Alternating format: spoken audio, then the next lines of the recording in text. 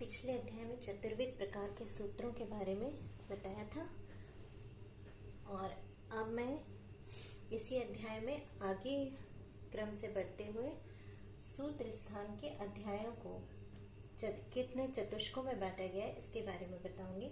ये भी बहुत इम्पोर्टेंट पॉइंट है चरक संहिता का, तो थोड़ा सा सभी लोग इस पर ध्यान देंगे। तो सूत्र स्थान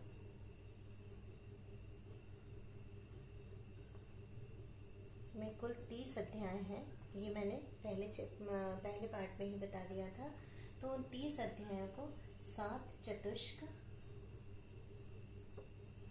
और एक संग्रह द्वय, इस तरह से 8 भागों में बांटा गया है। तो आज हम इनको याद करने का तरीका बता रहे हैं। थोड़ा ध्यान से देखिएगा, बहुत आसानी से याद हो जाएगा ये। तो ये 8 भाग जो डिवाइड किए गए हैं उसमें से 7 तो चतुष्क है। चतुष्क का अर्थ है 4-4 अध्यायों का ग्रुप या समूह। तो प्रत्येक एक एक चतुष्क में 4 अध्याय हैं। तो इस तरह से 7 चतुष्क हैं तो 28 अध्याय, और संग्रह द्वय में 2 अध्याय हैं तो 28 + 2 टोटल 30 अध्याय हो जाते हैं हमारे। तो ये चतुष्क को याद करने का मैं आपको पहले ही तरीका बता देती हूँ। आप एक छोटा सा फॉर्मूला याद कर लो। बेसनिक रोयो अस, ये सारे अध्यायों का पहला अक्षर, सारे चतुष्कों का पहला अक्षर है। तो इससे किस तरह से बनेगा आपका, तो इसको थोड़ा सा देखते जाइए। मैं बोलते जा रही हूँ। भेषज चतुष्क पहला चतुष्क है। दूसरा चतुष्क है स्वास्थ्य चतुष्क, तो भे और आधा स। तीसरा है निर्देश चतुष्क। चौथा है कल्पना चतुष्क। पांचवा है रोग चतुष्क। छठवां है योजना चतुष्क, और सातवां है अन्नपान चतुष्क, और आठवां हमारा संग्रह द्वय है जिसे हमने स से यहाँ पर बताया है, संग्रह द्वय। तो इन सभी में 4-4 अध्याय हैं एक एक चतुष्क में, और लास्ट का संग्रह द्वय 2 अध्यायों का है।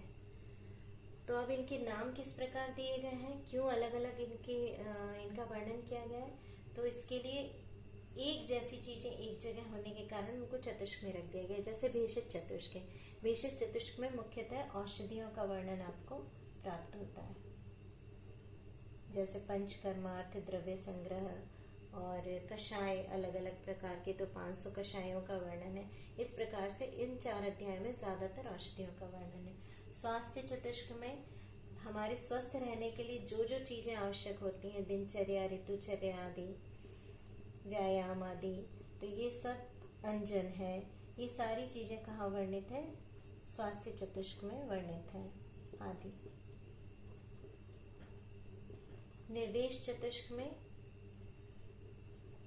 वैद्यों को, आपकी औषधियां, परिचारक,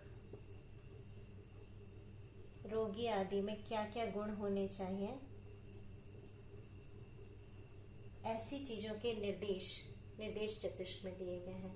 कल्पना चतुष्क में स्नेह कल्पना के बारे में, श्वेत कल्पना के बारे में, उपकल्पना यानी हॉस्पिटल की तैयारी किस प्रकार की जाती है, अस्पताल में क्या क्या होना चाहिए, और चिकित्सा प्रवृत्ति अध्याय वैद्य को किस प्रकार का होना चाहिए, ये सारी चीजें कल्पना चतुष्क में दी गई हैं। रोग चतुष्क में कुछ रोगों के बारे में संक्षिप्त वर्णन किया गया है, और योजना चतुष्क में लंघन, व्रहण आदि योजना, संतर्पण आदि की योजनाओं के बारे में वर्णन किया गया है। अन्नपान चतुष्क में आहार कितने प्रकार के होते हैं, आहार की करने की विधियां किस प्रकार की हैं, इस तरह की बातों की चर्चा यहाँ पर की गई है। और संग्रह द्वय में प्राणायतन आदि के बारे में बताकर आपके सभी चैप्टर्स के नाम, चरक संहिता में जितने अध्याय हैं उन सबके नाम आदि और हृदय एवं ओज आदि का वर्णन यहाँ पर किया गया है। तो ये चतुष्कों का वर्णन है और संग्रह द्वय का वर्णन है। इसमें 2 अध्याय हैं लास्ट के, 29वां और 30वां, और यहाँ पर इसी तरह से अध्याय चलेंगे 1 से 4, 5 से 8, इस तरह से अध्याय 4 अध्याय यहाँ पर क्रम से चलते हैं। अब जैसे हमने चतुष्क के नाम इस तरह से याद किए सूत्र बना के, उस तरह से हम अध्यायों के नाम भी याद कर सकते हैं। वैसे आपका तरीका आपके अनुसार होना चाहिए, बाकी मैं किस तरीके से याद कर लेती थी वो मैं आपको बता दे रही हूँ, तो थोड़ा सा आसान हो जाता है। जिसको उस तरीके से याद करना है वो वैसे कर सकता है। तो हमें इनके अध्यायों के नाम भी याद करने हैं। सूत्र, कम से कम सूत्र स्थान के सारे अध्यायों के नाम तो हमें बहुत अच्छी तरह रटे होने चाहिए। जैसे मैं आपको एक भेषज चतुष्क के बारे में बताती हूँ। इसमें 4 अध्याय 1 से लेके 4 तक, तो इसको मैंने इस तरह से याद कर लिया था, दी अ श, अध्यायों के शुरू के अक्षर, तो दी से दीर्घन जीवितीय अध्याय, जीवितीय अध्याय, अ से अपमार्ग तंडुलीय अध्याय,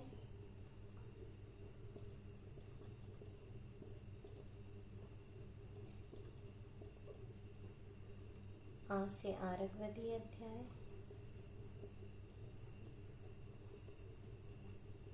और श से षड्विरेचन शताश्रुति अध्याय।